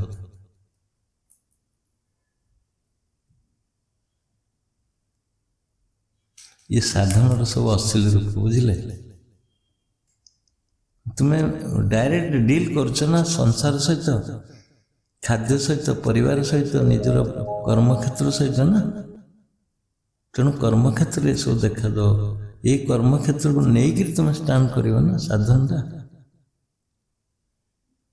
ତୁମେ ଫିଟଫାଟ ହେଇ ପ୍ୟାଣ୍ଟ ସାର୍ଟ ପିନ୍ଧିକିରି ଯୋଗ କରି ବସିଯିବ, ସରିଗଲା, କିଛି ନାହିଁ। ତୁମେ ତ ଦିନ ସାରା ଡିଲ୍ କରିବ ନା କର୍ମକ୍ଷେତ୍ରରେ ସବୁ କିଛି। କାହାର ଘର ନାହିଁ, ଘର ନାହିଁ, ସେ ସାଧନ କେମିତି କରିବ? କେଉଁଠି ବକେଟେ ଜାଗା ଥିବ ତୁମ ଘରେ, ଦେଖିବ ସେଇଠି ତୁମେ ଟୁଙ୍ଗିଟିଏ କରିପାରିବ, ବଡ଼ା ଛପରରେ କରି ଘର ରହିପାରିବ, ଚାଳ ଘର କରି ରହିପାରିବ, ବାଉଁଶ ଝାଟି ମାଟିରେ କାନ୍ଥ ଦେଇକିରି, ପତଳା କାନ୍ଥ ଦେଇକି ତୁମେ ଘର କରିପାରିବ? କେତେ ସୁନ୍ଦର ଲାଗିବ। ଯେଉଁମାନେ କହୁଛନ୍ତି ଘର ନାହିଁ, ଯେଉଁମାନେ କହୁଛନ୍ତି ସମୟ ନାହିଁ, ତାଙ୍କ ପାଖରେ କିଛି ଅଛି, ସେମାନେ ଖୋଜୁନାହାନ୍ତି। ଅଛି କିନ୍ତୁ ଖୋଜନ୍ତୁ, ପାଇବେ। ଆତ୍ମଦେବ କିଛି କିଛି ରଖିଥିବ ନା ତୁମ ପାଇଁ। ଏତେ ବଡ଼ ବିରାଟ ପୃଥିବୀ ତାଙ୍କ ପାଖରେ ଅଛି। ତୁମେ ଖଣ୍ଡେ ଜାଗା ମାଗୁଛ, ଚାଖଣ୍ଡେ ଜାଗା, କେତେ 3 ପାଦ ଜାଗା ମାଗୁଛ, ତମକୁ ଦେବେନି ଆତ୍ମଦେବ? ବଳି ରୂପରେ ତ ତୁମେ ବାମନ ରୂପରେ ମାଗୁନ, ତୁମେ ପ୍ରକୃତିରେ ତୁମର ଆବଶ୍ୟକତା ପାଇଁ ମାଗୁଛ ନା, ତମକୁ ମିଳିବ, ମିଳିବ, ଅବଶ୍ୟ ମିଳିବ।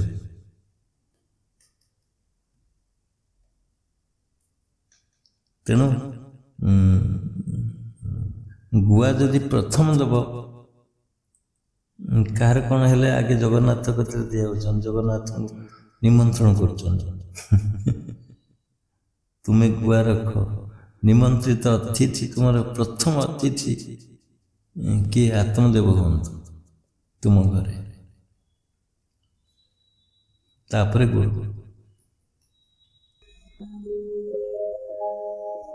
ଆତ୍ମଦେବଙ୍କୁ ପୁରା କୋଳେଇକି ରଖ, ମୁଠେଇକି ରଖ, ହାତ ମୁଠାରେ ରଖ।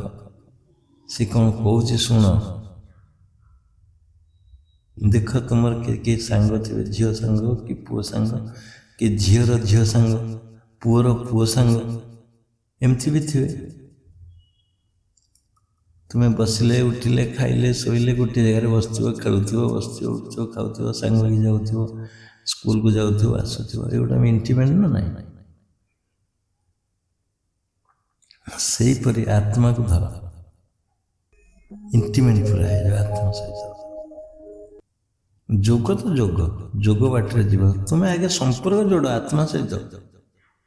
ଇଏ ତ ବିରାଟ ଯୋଗ ହବ ନା। ସେ ତୁମକୁ କଥା ହବ ତୁମ ସହିତ, ଦେଖିବ କିଛି ଦିନ ପରେ ସେ କଥା ହବ। କୌଣସି ଶବ୍ଦ ଆକାରରେ ତୁମକୁ କଥା କହିବ, ଭିତରେ ଦୃଶ୍ୟରେ କଥା କହିବ। ଆଉ ଯଦି ଭିତରୁ ପଶିଗଲ ତ ସେ ଡାଇରେକ୍ଟ ଦେଖାଦେବ, କଥା କହିବ। ତୁ କ'ଣ କରୁଛୁ, ତୁ କ'ଣ ଖାଇଲୁ, କ'ଣ ବସିଲୁ, ଉଠିଲୁ, ଏମିତି ବି କଥା ହବ। ପ୍ରଶ୍ନ ରଖିବ, ସେ ଉତ୍ତର ରଖିବ, ଧଡ଼ାଧଡ଼। ଆଉ ସେ ସ୍ୱର, ସେ ଯେଉଁ ଗମ୍ଭୀର ସ୍ୱର, ଆଉ ସେ ଯେଉଁ ଦୃଶ୍ୟ, ତୁମେ କେବେ ଦେଖିନଥିବ, ସେ ସ୍ୱର ବି କେବେ ଶୁଣିନଥିବ। ଯଦି କଥା ହେବାକୁ ଚାହୁଁଛ, ଏ ମନ ଗଢ଼ା କାହାଣୀ ନୁହେଁ, ଏ ଜୀବନର କାହାଣୀ, ବାସ୍ତବର କାହାଣୀ। ଏ ଆଈ ମା ବୁଢ଼ୀ ଅଶୁଣି କଥା ନୁହେଁ। 7 ଦରିଆ ପାର ହେବ, ବୁଢ଼ୀ ଅଶୁଣିର ଫରୁଆ ଥିବ, ଗୁମ୍ଫା ଥିବ, ଗୁମ୍ଫା ଭିତରେ ଗୋଟେ ଫରୁଆ ଥିବ, ଫରୁଆ ଭିତରେ ସିନ୍ଦୁର ଥିବ, ସିନ୍ଦୁର ଭିତରେ ଗୋଟେ ପୋକ ଥିବ। ସେ ପୋକକୁ ଚିପିଦେଲେ, ମାରିଦେଲେ ବୁଢ଼ୀ ଅଶୁଣି ମରିବ। ସେ କଥା ମୁଁ କହୁନି ଏଠି। ମୁଁ ତ କହୁଛି ଅଳନ୍ଦ, ପାବଚ୍ଛ ପରେ ପାବଚ୍ଛ, ଅଳନ୍ଦ ପରେ ଅଳନ୍ଦ, ଆଉ କବାଟ ପରେ କବାଟ ଖୋଲିଯିବ ସବୁ। ଏଇ ଯେଉଁ ପୃଥିବୀର କବାଟ ଦେଖୁଛ, ସେ କବାଟ ନୁହେଁ, ସେ କବାଟ କେବେ ଦେଖିନ। ଲାଇଟ୍ରେ କୋଉଠି କବାଟ ହେଲାଣି ଦେଖିଛ? ଲାଇଟେଡ୍ କବାଟ, ଲାଇଟେଡ୍। ଏବେ ଦେଖିଛନ୍ତି କି କେତେ ରୁମ୍ରେ ସବୁ କାନ୍ଥରେ ଟ୍ୟୁବଲାଇଟ୍ ଲଗାଉଛନ୍ତି, କାନ୍ଥ ଭିତରେ ପୋତିକି ରହୁଛି ସାଇଡ଼୍ରେ। ଗୋଟେ ଝଲକ ଦେଲି, ଦେଖିବେ ସେଇ ଟାଇପ୍ର।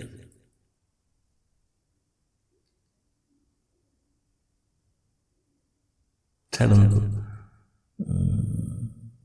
ସିଆଡ଼କୁ ଆଉ ଯିବାନି।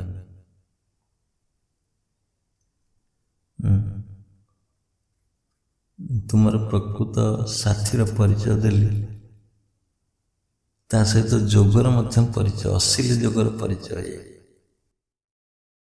ତୁମ ଆତ୍ମା ତୃପ୍ତ ହେଇଯିବ, ତୁମେ ନିଜେ ତୃପ୍ତ ହେଇଯିବ, ତୁମ ବଡ଼ିର ଶିହରଣ ସୃଷ୍ଟି ହେବ। ଏ କଥା ଭାବିଲେ ହୁଏତ ଯେଉଁମାନେ ବହୁତ ଉଚ୍ଚ ସ୍ତରରେ ଅଛନ୍ତି, କଥା ଶୁଣିଲା ପରେ ସମାଧି ବି ହେଇପାରେ, ହେଇଛି ମଧ୍ୟ, ହେଇପାରେ ନୁହେଁ, ହେଇଛି ମଧ୍ୟ।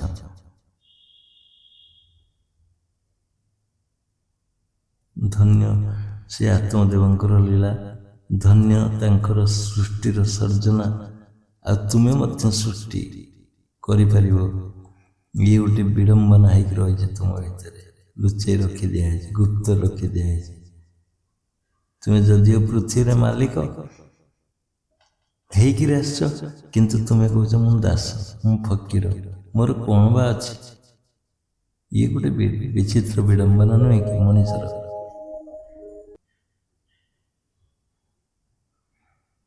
କୃଷ୍ଣ ନାହାନ୍ତି ରଥରେ, ସେ ଯେଉଁ ଯୁଦ୍ଧଭୂମିରେ କୃଷ୍ଣ ତୁମ ପାଖରେ ଅଛନ୍ତି। ସେଇଥିପାଇଁ ଗୀତା ସମସ୍ତଙ୍କର ଆଦର୍ଶ। ଗୀତା ତୁମେ ସ୍ୱୟଂ ଗୀତାର କଥା କହୁଛ, ତୁମ ଗୀତାର ରହସ୍ୟ, ତୁମର ଜୀବନଟା ଗୀତା, ତୁମ ଜୀବନଟା ଗୀତା। ସେଇଥିପାଇଁ ଗୀତା ଉପରେ ପ୍ରାଧାନ୍ୟ ଦିଆହେଉଛି, କୃଷ୍ଣ ଉପରେ ପ୍ରାଧାନ୍ୟ ଦିଆହେଉଛି, ଅର୍ଜୁନ ଉପରେ ପ୍ରାଧାନ୍ୟ ଦିଆହେଉଛି। କିଏ ସେ ଦୁର୍ଯ୍ୟୋଧନ, କିଏ ସେ ଦ୍ରୋଣ, କିଏ ସେ ଭୀଷ୍ମ, କିଏ ସେ ଶକୁନି, କିଏ ଜୟଦ୍ରଥ, କିଏ ଅଭିମନ୍ୟୁ, ସବୁ ତୁମ ଭିତରେ ଅଛନ୍ତି। କିଏ ପାଣ୍ଡୁ, କିଏ ଧୃତରାଷ୍ଟ୍ର, କିଏ ସଞ୍ଜୟ, ସବୁ ତୁମ ଭିତରେ ଅଛି ସମାହିତ ହେଇକି। ଖୋଜ, ବେଳେବେଳେ ଉଠାଅ ଗାଣ୍ଡିବ, ଯେଉଁ ଶବ୍ଦ କୁହାଯାଇଛି, ବେଳେବେଳେ ଗାଣ୍ଡିବ ଉଠାଅ, ନହେଲେ ତୁମ ତଣ୍ଟି ଚିପି ମାରିଦେବେ। ରାକ୍ଷସ ଦଳ ଅଛନ୍ତି ପୃଥିବୀରେ, ତୁମକୁ ଗାଣ୍ଡିବ ଉଠେଇବାକୁ ପଡ଼ିବ। ଗାଣ୍ଡିବ ଅର୍ଥ ହିଁ ନିଜ ଶରୀର, ନିଜ ଶରୀରକୁ ସାଧନ କ୍ରମରେ ଲଗେଇବ, ପୁରା କର୍ଭ ହେଇକି ବସିବ। ଧନୁ ଯେମିତି ଟଣାଯାଏ, ମନକୁ ଟାଣିକିରି ସୂକ୍ଷ୍ମ ଭାବରେ ଲଗେଇବ, ଶରୀରକୁ ଗାଣ୍ଡିବ କରିବ, ସ୍ୱର ନିକ୍ଷେପ କରିବ। ମୋ ମତରେ ଶେଷରେ ଏତିକି କହିବି, ତୁମେ ନିଜକୁ ଦେଖ, ବିଚାର କର, ଏ କଥାକୁ ଭଲ ଭାବରେ ବିଚାର କର। ତୁମେ ମରିଯିବ। ଏ ସତ୍ୟ ନା ମିଥ୍ୟା? ସତ୍ୟ। ତୁମ ସହିତ କେହି ଯିବେନି। ଇଏ ସତ୍ୟ ନା ମିଥ୍ୟା? ସତ୍ୟ। ତୁମେ କୁଆଡ଼େ ଯିବ ଚିନ୍ତା କର, ମରିଲା ପରେ କୁଆଡ଼େ ଯିବ? ଇଏ ସତ୍ୟ ନା ମିଥ୍ୟା ଖୋଜିବ କି ନାହିଁ? ଏବେ କାହିଁ ନ ଖୋଜିବ? ମଲା ପରେ ମୁଁ କୁଆଡ଼େ ଯିବି ଏବେ କାହିଁ ନ ଖୋଜିବ? ଏବେ କାହିଁ ସତ୍ୟବାନ ନ ହବ? ଏବେ କାହିଁ ସାରା ଜଗତର ରହସ୍ୟଟା କାହିଁ ନ ଜାଣିବ? ତୁମକୁ ଆସିଲା ବେଳେ ଆତ୍ମା କହିକି ଆସିଛି, ଚାଲ ଦେଖିବୁ, ଚାଲ ଦେଖିବୁ। ନା ତୁମେ ଦେଖୁଛ ନା ଆତ୍ମା କଥା ଶୁଣୁଛ।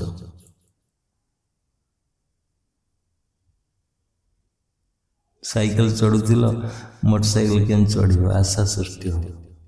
ମୋଟରସାଇକେଲ ଚଢିଲ, କାର କେମିତି ଚଢିବ? କାର ଚଢିଲେ ବେଟର ଟାଇପ ହବ, କାର କେମିତି ହବ? ବେଟର ଟାଇପ କାର ହେଇଗଲା, ତାପରେ ହେଲିକପ୍ଟର ହୁଅନ୍ତା କି ହେଲିକପ୍ଟର ହେଇଗଲା, ଏରୋପ୍ଲେନ ହୁଅନ୍ତା କି ଏରୋପ୍ଲେନ ହେଇଗଲା, ତାପରେ କହୁଛ ସ୍ପେସରେ ବୁଲିବି, ମହାକାଶ ଚାରିଆଡ଼େ। ହ୍ୟୁମାନ ୱାନ୍ସ କେବେ ଶେଷ ନାହିଁ, ଅନଲିମିଟେଡ, ଲିମିଟ ନାହିଁ। ସେମିତି ତୁମର ଆକାଂକ୍ଷାର ଡୋରି ଏତେ ଲମ୍ବା, ତାକୁ କାଟିବାକୁ ପଡ଼ିବ। ଏ ବିରାଟ ଜଗତଟା ପୁରା ରହସ୍ୟପୂର୍ଣ୍ଣ। ଦେଖୁନାହାନ୍ତି, ରହସ୍ୟରେ ଭରି ଯାଇଛି, ଅନ୍ଧକାରରେ ଭରି ହୋଇଛି। ତୁମେ ମରିଯାଅ ଆଜି, କାଲିକି 2 ଦିନ ହେଇଯିବ। କେବେ ଚିନ୍ତା କରିବ ସତ୍ୟ କି ନାହିଁ? ତୁମେ ଆଜି ମରିଯାଅ, ଏଇ କ୍ଷଣି ମରିଯାଅ, ଦେଖ କାଲିକି ଘୋଷଣା ହବ 2 ଦିନ ହେଇଗଲା, ଅମୁକ ଦିନ 10 ପଡ଼ିବ। ଚୁଡ଼ା ଦହି ନହେଲେ ପୁରୀ ତରକାରୀ, ଆଜିକାଲି ତ କେହି ଚୁଡ଼ା ଦହିରେ ମେଣ୍ଟ ହଉନି। ପୁରୀ ତରକାରୀ, ତା ଦେହରେ ମଦ, ତମକୁ କେହି ପଚାରିବେନି। ଦେଖ, ତମକୁ କେହି ବି ପଚାରିବେନି। ଥିଲା ତା ଭାଗ୍ୟରେ ଥିଲା, ଯେତେ ଦିନ ଗଲା, ଆମେ କ'ଣ କରିବୁ? ଏଇ କଥା କହିବେ। ତମ ନିରାଶ୍ରର ବନ୍ଧୁ ସେଠି କିଏ ଥିବ?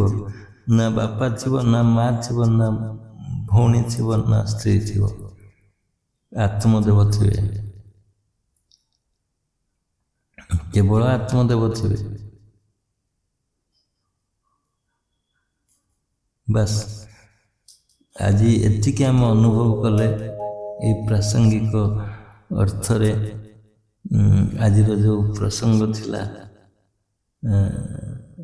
ସେଇ ପ୍ରସଙ୍ଗରୁ ଏତିକି ଅନୁଭବ କଲେ, ଆତ୍ମାକୁ ଆମେ ଜାବୁଡ଼ି ଧରିବା, କୋଳେଇକି ଧରିବା, ନିଜର ବନ୍ଧୁ ସାବ୍ୟସ୍ତ କରିବା। ସବୁ କିଛି ଆତ୍ମା। ତୁମେ ଆତ୍ମାମୟ ହେଇଯାଅ, ଆତ୍ମାମୟ ହେଇଯାଅ, ସ୍ୱୟଂ ଆତ୍ମାମୟ। ଯୋଗ ତ ପରେ, ଯୋଗ ପୂର୍ବରୁ ଆତ୍ମାମୟ ହୁଅ। ବାସ୍ତବ ରୂପ ଖାଲି ବସିଯାଅ, ସ୍ଥିର ହେଇକି ବସିଯାଅ, ଆତ୍ମମୟ ହେଇଯିବ ତୁମେ। ବାସ୍ ସେତିକି।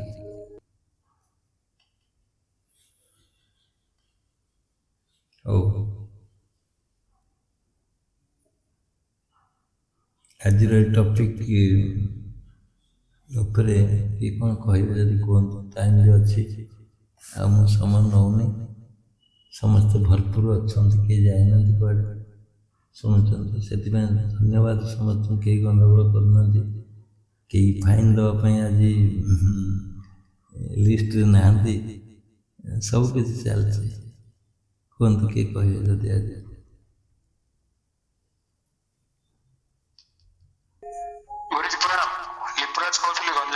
ହଁ, ଲିପୁରାଜ କୁହ। ଆଜି ତ ଯୋଗର ମହାନ ଯୋଗ ହେଇଗଲା ଆମର। ଗଲା ସତ୍ସଙ୍ଗରେ କାଲି ତ ଯୋଗ କଥା ଆଲୋଚନା ହେଇଥିଲା, ତା ପୂର୍ବରୁ ବି ଯୋଗ କଥା ଆଲୋଚନା ହେଇଥିଲା। ଆଜି ଲାଷ୍ଟରେ ବି ଯୋଗର ପୁରା ସବୁ ଆରମ୍ଭ ଯୋଉଠି ହବ, ସବୁଥିର ଆରମ୍ଭ ଯୋଉଠି ସବୁ କିଛି ଅଛି, ତାର ବାସ୍ତବିକ ଜ୍ଞାନର ମହାଜ୍ଞାନ ଆଉ ଯୋଗ ମହାଯୋଗ ଆଜି ହେଲା। ଆଉ ମୁଁ ଥରେ ସ୍ଥିତପ୍ରଜ୍ଞ କଥା ଭାବୁଥିଲି ଯେ ସ୍ଥିତପ୍ରଜ୍ଞ କ'ଣ ଆଉ କେମିତି ସେ ହେଇପାରେ? ସ୍ଥିତପ୍ରଜ୍ଞର ଯୋଉଟା ଅର୍ଜୁନ ଗୀତାରେ ପଚାରିଥିଲେ କୃଷ୍ଣଙ୍କୁ, ଯେ ସ୍ଥିତପ୍ରଜ୍ଞ ମାନେ କ'ଣ ଆଜି ସେ ସ୍ଥିତପ୍ରଜ୍ଞର କଥା ବି ଆପଣ ବହୁତ ସୁନ୍ଦର ସରଳ ଭାବରେ କହିଲେ ଯେ ବିଚଳିତ ନ ହେବା ଆଉ ଦେଖିବା ଘଟଣାକୁ ସ୍ଥିର ଶାନ୍ତରେ ଯାହା ବି ହବ ତାକୁ ଦେଖି ପାରି ରହିବା ଆଉ ଆତ୍ମା ଆଡ଼କୁ ସମର୍ପଣ ହୋଇଯିବା, ଆତ୍ମା ଆଡ଼କୁ ଢଳିବା। ତ ଏ ବହୁତ ବିରାଟ ଯୋଗ ଆଉ ବହୁତ ବଡ଼ ଜ୍ଞାନ। ଆଜିର ଯୋଉ ଏଇ ଆଲୋଚନା ହେଲା, ମହାନ ସତ୍ସଙ୍ଗ ହେଲା, ଏ ବହୁତ ଜନ୍ମ ଜନ୍ମାନ୍ତର ଏ ବନ୍ଧନକୁ ଖୋଲିଦେଲା। ଏତିକି କହି ମୋ ବକ୍ତବ୍ୟ ମୁଁ ଶେଷ କରୁଛି। ଜୟ ଜୟ। ଧନ୍ୟବାଦ। ସ୍ୱଳ୍ପ ସମୟ ଭିତରେ ଗଭୀରତମ କଥା ଏଠି ଉପସ୍ଥାପନ କଲେ, ସେଥିପାଇଁ ଧନ୍ୟବାଦ। ଆଉ କିଏ କହିବେ କୁହନ୍ତୁ? ବାବା ପ୍ରଣାମ। ବହୁତ ସୁନ୍ଦର ହେଇଛି। ହଁ, ସୁବିଧା। ଏମାନେ ଗୋଟେ ଔଷଧ ଯୋଗଉଛି, ଶରୀର ଗୋଟେ ଔଷଧ ଯୋଗଉଛି। ଆଜ୍ଞା ବାବା, ମେଡିସିନ। ରଖୁଛି, ପ୍ରଣାମ। ଯାହା ସର୍ଟରେ ଗୋଟେ ସୁନ୍ଦର କଥା କହିଲେ, ଔଷଧ ଯୋଗଉଛି ସତ୍ସଙ୍ଗଟା। ଔଷଧ ଖାଇଲେ ଯେମିତି ବେମାର ଦୂର ହେଇଯାଏ, ସେମିତି ଏ ମେଡିକେଟେଡ୍ ଶରୀରଟା ମେଡିସିନ। ଶରୀର ଯୋଉ ରୋଗାକ୍ରାନ୍ତ ହେଇଛି, ଏ ଶରୀର ଗୋଟେ ଏତେ ସୁନ୍ଦର ଔଷଧ ଦଉଛି ଯାହାକି ଭାବି ପାରିବେନି। ମାନେ ମୁଁ ମୋ ନିଜ ଅନୁଭବ କରୁଛି, ମାନେ ମୁଁ ଯେମିତି ମାନେ ଧୀରେ ଧୀରେ ଉଠି ବସିଛି ସତ୍ସଙ୍ଗରୁ। ପ୍ରଣାମ। ହଉ, ଠିକ ଅଛି। ବହୁତ ସୁନ୍ଦର କଥା କହିଲେ ସର୍ଟରେ। धन्यवाद। जय जय गुरु। आज का सत्संग हमको बहुत अच्छा लगा। मतलब हम लोग का मतलब मनुष्य का अंदर में क्या शक्ति है, आज हमको मतलब अनुभव हुआ कि बहुत शक्ति है। और आत्मा का साथ में मतलब दोस्त का जैसे रहने से और भी मतलब अच्छा ज्ञान मिलेगा, शक्ति मिलेगा और बहुत कुछ समझने को मिलेगा। तो आज का आपका ये सत्संग है, हमको बहुत अच्छा लगा सुन के। वैसे तो बहुत सारा सत्संग सुने हैं, लेकिन आपका जैसे कोई भी सत्संग नहीं करता है, उसलिए हम आपको सही दिल से बहुत धन्यवाद आपका करते हैं कि हमेशा ऐसे ही आप हम लोग को मतलब अच्छा अच्छा सत्संग सुनाइए और सत्य के मार्ग में हम लोग को हमेशा मतलब जैसे कि मतलब सही रास्ता में हम लोग चले हमेशा। सही आपसे बोलिए। बस हो गया। जय जय। हाँ, ठीक है। हम हिंदी भाषी नहीं है, हम उड़िया में बोलते हैं। हिंदी आप उड़िया में समझ आता है, बोल नहीं सकते हैं, लेकिन बहुत अच्छा लगा हमको। बहुत खुश है आपका सत्संग सुन के। आज का सत्संग हमको बहुत अच्छा लगा। हम कभी मतलब नहीं बोलते थे, लेकिन आज हम बोल रहे हैं कि हमको सत्संग बहुत अच्छा लगा है। ठीक। धन्यवाद आपका जो मतामत के लिए। जय जय। जय जय। ଆଉ କିଏ କହିବେ କୁହନ୍ତୁ?